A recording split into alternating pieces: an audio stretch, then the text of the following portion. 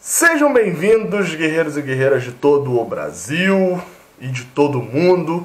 Aqui é o canal Raiz Tricolor. Eu sou o Gabriel Amaral, @GabrielAmaralB, Gabriel do Amaral B lá no Instagram, @Gabriel Amaral com 3 L's no final lá no Twitter. E hoje é o pré-jogo de Fluminense e Bahia, hoje domingo, dia 5 de agosto.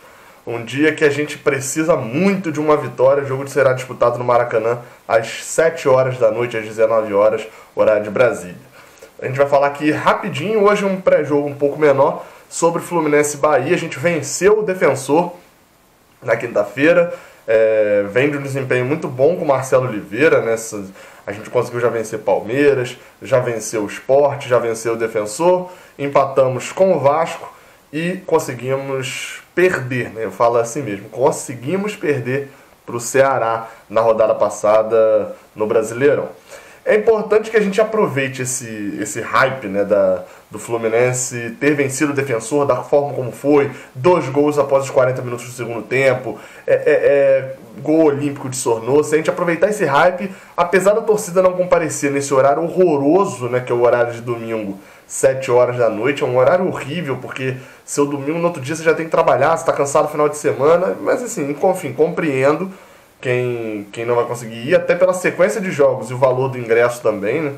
Apesar de ter o valor do ingresso profissional na Leste Superior, mas já está na hora de dar uma aumentada, já que lotou o Leste Superior 2 jogos seguidos, dá uma aumentada nessa promoção de ingresso, coloca na Sul também, ou de repente abre a Norte, né? Já que todo mundo gosta de ir para Sul, já vai abrir a Norte para o visitante, abre aquela parte superior ali ou então abre a inferior para o visitante e coloca a inferior também ali aberta no ingresso promocional de R$20 ou de R$25 de repente, mas para dar uma motivada a mais no torcedor. E é importante isso agora em relação a futebol, né, bola e campo primeiramente. O importante é a gente ter noção, porque o caminho da Sul-Americana está se abrindo para o Fluminense. Estão, né, na chave do Fluminense São Paulo, está na chave do Fluminense o São Lourenço, está na chave do Fluminense o Defensor é óbvio, né, o adversário do Fluminense, mas eu queria lembrar do Nacional do Uruguai, e também na chave do Fluminense o Lanús, né, e o Júnior Barranquilla. Lanús e Júnior Barranquilla se enfrentaram, um deles foi eliminado, mas o São Lourenço já perdeu o primeiro jogo em casa para o Deportes Temuco e o São Paulo também perdeu. Ou seja, o Nacional empatou o primeiro jogo fora, ou seja, o caminho vai colocando o Fluminense até a final ali, tendo o Nacional como maior adversário. Ou seja, só tem um adversário muito difícil. O Júnior Barranquilla também é um time mais difícil também, né? Mas assim, o caminho da Sul-Americana está se abrindo. Só que esse vídeo aqui não é para falar de Sul-Americana, é para falar de Brasileirão.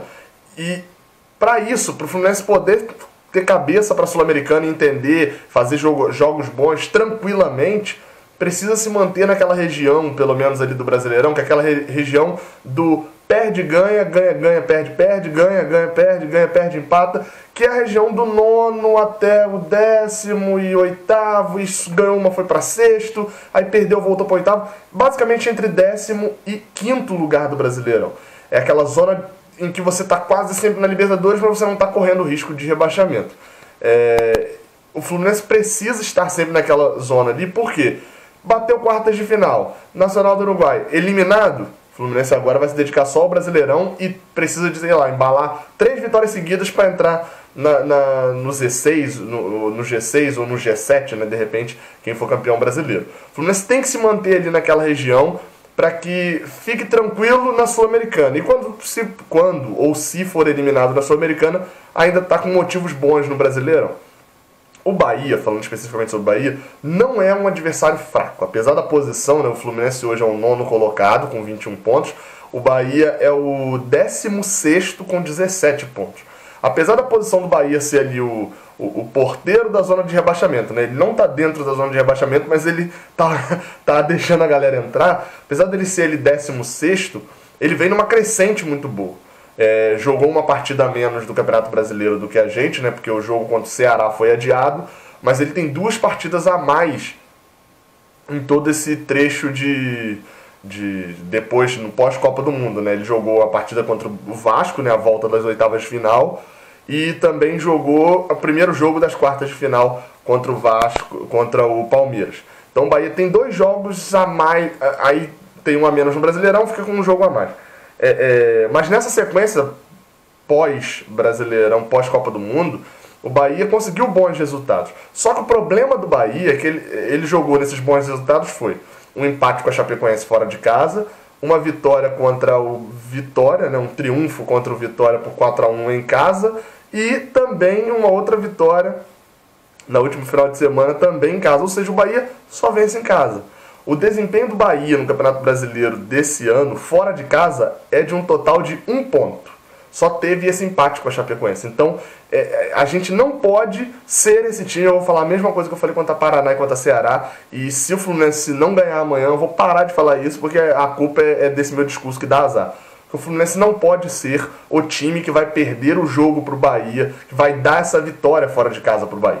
No pré-jogo passado, né, do Campeonato Brasileiro contra o Ceará, a galera veio depois de falar: você estava menosprezando o Ceará, e etc.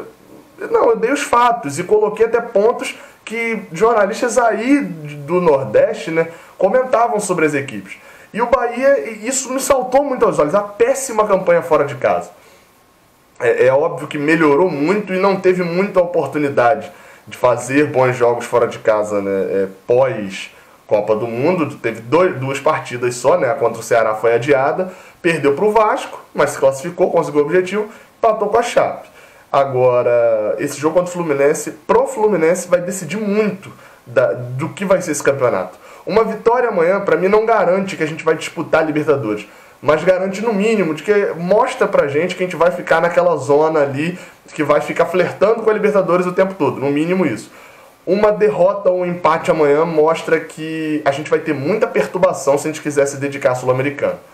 Porque o time vai ter sempre aquela preocupação de domingo a gente precisa vencer. A gente está jogando aqui um mata-mata, é primeiro jogo, mas domingo é um jogo importante para a gente não entrar no Z4. Só falando rapidinho sobre a escalação, né? Marcelo Oliveira provavelmente vai manter um time ofensivo. A gente está muito desacostumado com isso, né? A gente estava acostumado com o Abel, que era um cara do normal pro defensivo, né? Pro retranqueiro. E a gente de repente vem para Marcelo Oliveira, que assim, é ofensividade direta, mesmo que não seja uma ofensividade na escalação, mas o time tem uma postura ofensiva. Muito provavelmente, né, Gilberto volta, né, a gente também no jogo passado achava que ele ia jogar e de última hora ele foi cortado, mas a probabilidade dele voltar é imensa, ele deve ser mesmo o titular amanhã, voltar, sai Léo. E não, se bem que eu me confundi aqui agora, o Gilberto volta, mas Gilberto está suspenso, então vai Léo para a partida. Falei que agora até sem pensar Gilberto volta por causa da contusão, mas vai Léo para essa partida, Gilberto está suspenso. Na linha de frente, né, que jogou quando defensor, eu acredito que ele faça uma mudança que é tirar o Matheus Alessandro. Ele ficou, né, até falei no pré-jogo quando defensor, ele estava muito em dúvida entre Matheus Alessandro e Everaldo. Os dois vinham fazendo boas partidas quando entravam. Ele escolheu o Matheus Alessandro, que fez uma partida abaixo, fez uma partida muito abaixo, e justamente no tipo de jogo que ele tem, ele vai bem. Que é quando ele pegava 1 contra 1 ali, tudo bem que normalmente tinha um segundo homem de defensor fechando, mas ele ia pra cima e não conseguia nem driblar o primeiro. Então eu acredito que a única mudança no time mesmo seja a saída de Matheus Alessandro e a entrada de Everaldo. Mas o esquema vai ser mantido. Então a formação que eu acredito é Júlio César, Léo, Gum, Digão e Ayrton Lucas, Ayrton sendo mantido como volante, Jadson, Sornosa, Marcos Júnior, Everaldo e Pedro. Apesar da péssima partida de Marcos Júnior na semana passada,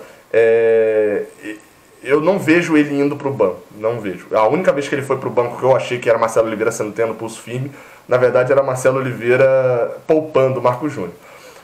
Eu colocaria o Everaldo de cara? Não. Eu colocaria Pablo Diego de titular nessa partida.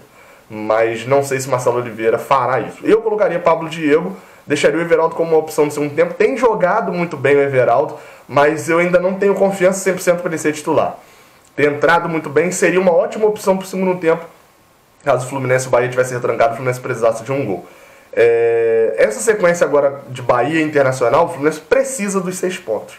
Precisa dos 6 pontos, porque se não conseguir, se tropeçar em uma dessas partidas, vai ter que buscar esses 3 pontos lá contra o América Mineiro. No Independência, o América Mineiro tem feito uma boa campanha no campeonato.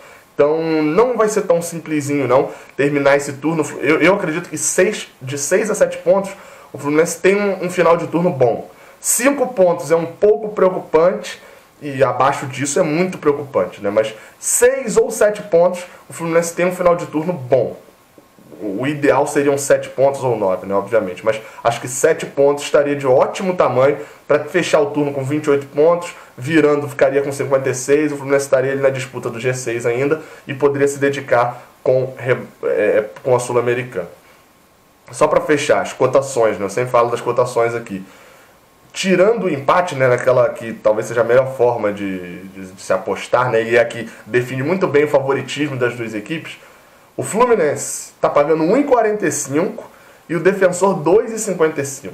O Defensor, ó, porque aqui está escrito errado ainda.